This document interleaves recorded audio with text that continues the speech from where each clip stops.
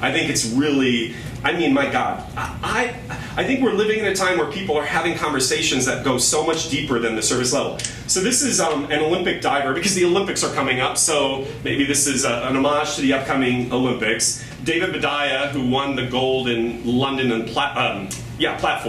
10-meter platform. Can you imagine? That's jumping off of 3 buildings high into, like, water.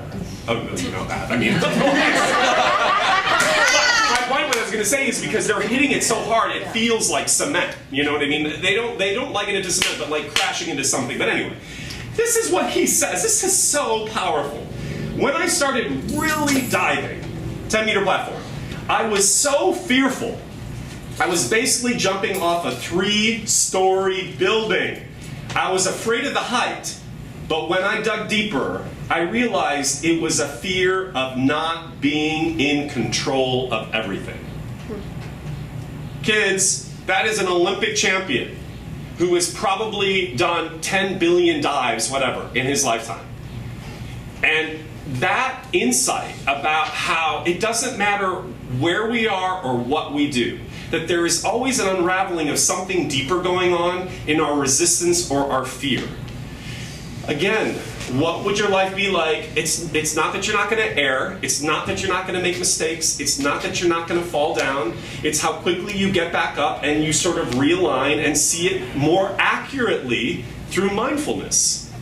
I want to end with one last thing, because I do think it is always about letting go of control, and that's inherently scary because we're living in a world that is not controllable, and we're actually seeing more and more of that in the political arena, because some political people like to bait people with fear, which creates a huge reactive control mechanism in people, that if we can just control things, then everything will work out. But nothing is controllable. But I lectured on this, and I think I mentioned it in one of the books, but to me, the biggest challenge in life that I have realized being on a spiritual path, and you're all on one, whether you realize it or not. If you're an artist, you've been born into a spiritual path. Sorry, I know it would be so much easier to just be not awake. It would be. Sometimes I'm like, my life would be so much easier if I were like Donald Trump.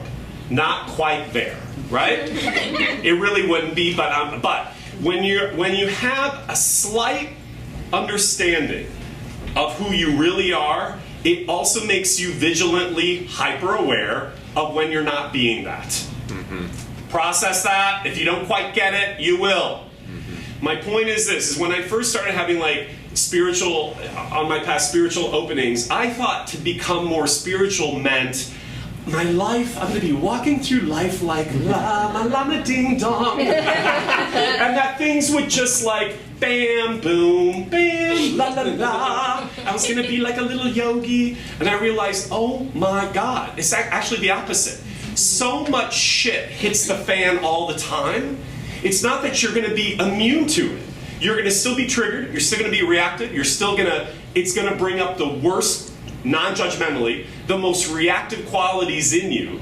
But what we try to do with walking a spiritual path or some sort of awareness is, how can I choose something that allows me not to lose my sense of balance, my sense of peace, my sense of knowing that to get triggered in the way that I normally get triggered is only going to lead to more, fill in the blank, chaos, upset, being right.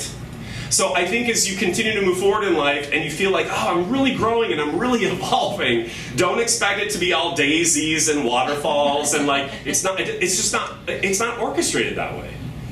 So if you can realize your stuff is still going to come up, but you have maybe new tools to work through it, that means you're doing just fine. I think the challenge is we want everybody in our lives to have those tools. It'd be great if Donald Trump had those tools. He does not. That's why it's so vexing. So that's why it keeps coming back to oneself. I cannot control this human being, that human being. But I can control, meaning let go of control, or have awareness about how I choose to react to that human being. So again, I just want to read this last thing. When I dug deeper, I realized it was a fear of not being in control of everything. So we're going to just try to work with that. We can breathe into letting go of control, for sure.